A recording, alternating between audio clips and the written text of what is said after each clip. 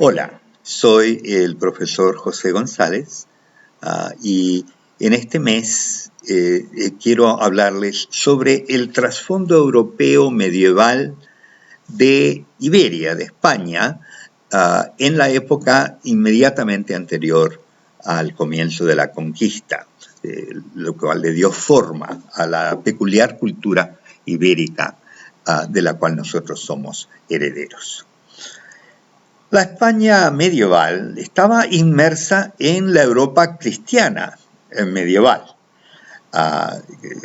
Hubieron épocas de oscurantismo, épocas de iluminismo, pero una característica generalizada de aquellas eras era la guerra, porque los reinos europeos estaban en constante guerra unos con otros y además estaban en guerra en general con el Islam, por el lado de Constantinopla, por un lado, lo que es Turquía hoy, y por el lado de España, que había sido prácticamente toda ella conquistada en el siglo VII y luego había emprendido, los cristianos católicos europeos habían emprendido la gran guerra de la reconquista.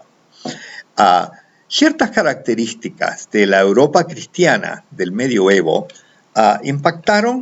influyeron España y viceversa. España tuvo una gran influencia sobre todo la Edad Media Alta, porque de España salieron grandes gobernantes, no solo el conocidísimo emperador Carlos V, que gobernó media Europa, sino incluso antes hubieron estadistas y visionarios cristianos católicos españoles que influyeron. Por ejemplo, Santiago de Compostela, la gran catedral que era el origen y el culmino de todo un peregrinaje que unía la Europa católica con España, el famoso Camino de Santiago.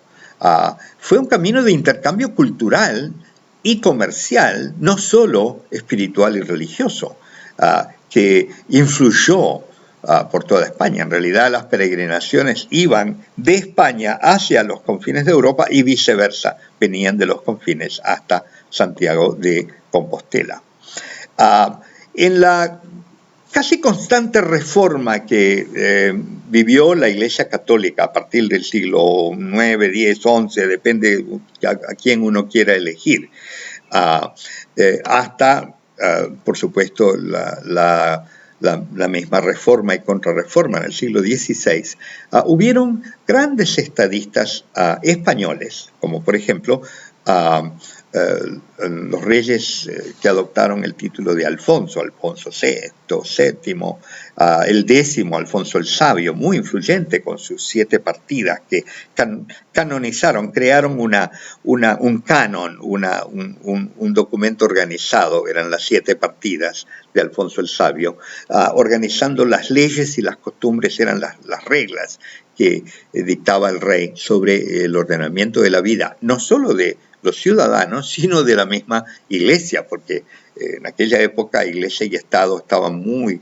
arrimados. Siempre ha habido un entrecruce de relacionamientos entre el Estado y la Iglesia, y fue ciertamente así en esta época.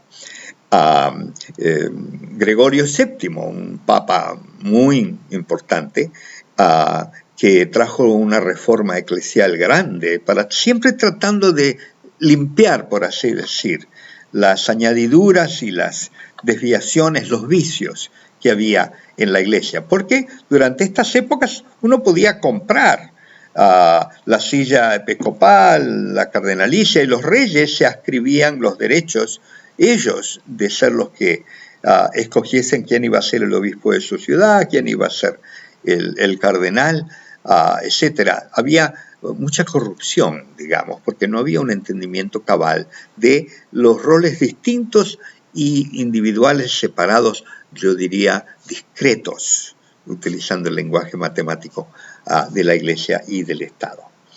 Yo quisiera recomendarles un libro maravilloso, erudito, una obra realmente digna de ser leída y de ser conocida, que es este libro. Se llama La herencia del cristianismo. 2 milenios de legado. Es un libro de César Vidal Manzanares, un historiador, un periodista, un erudito y además un militante fuerte a favor de la fe cristiana y no solo de la fe confesional, sino de los derechos humanos que se derivan naturalmente. El derecho de conciencia, el derecho de culto, el derecho de reunión, de opinión libre. César ha sido un gran luchador, tenemos deuda con él y este es un libro maravilloso, es un compendio histórico que todo cristiano ilustrado debiera de considerar. Él nos habla de ciertos elementos en los cuales vemos cómo la fe cristiana influyó sobre la cultura europea y la cultura ibérica en particular. Nos habla, por ejemplo, de la tregua de Dios, el hecho de que en lugar de hacer guerras sin cuartel, donde no había descanso, se adoptaron treguas. Por ejemplo, entre el viernes por la noche y el lunes por la mañana no había guerra. ¿Para qué? Para que la gente pudiera acudir a los templos, a la iglesia, y pudieran descansar y atender sus familias. Nos habla de la influencia de, por ejemplo, en España, la Escuela de Traducción de Traductores de Toledo, donde se tradujeron muchísimos materiales de la antigüedad, sobre todo helénica, griega, que habían sido traducidos al árabe, al lenguaje árabe, y fueron traducidos a las lenguas vernaculares europeas y al latín para hacerlos accesibles. Fue así que la Edad Media llegó a su final y entendió la sabiduría que hemos recibido de los griegos. Todas estas influencias que marcan a España, le dan forma, fueron parte de la alta cultura española que nosotros heredamos.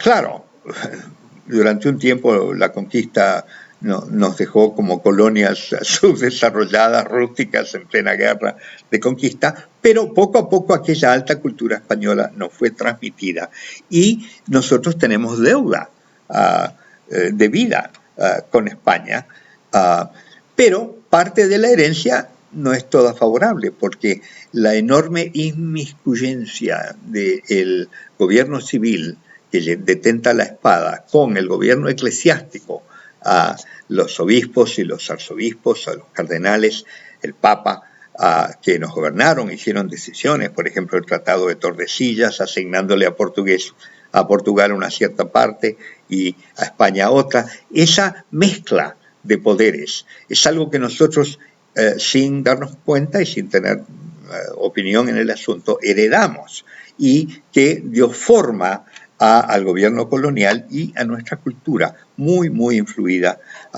por la Iglesia y también muy autoritariamente dirigida por las autoridades civiles.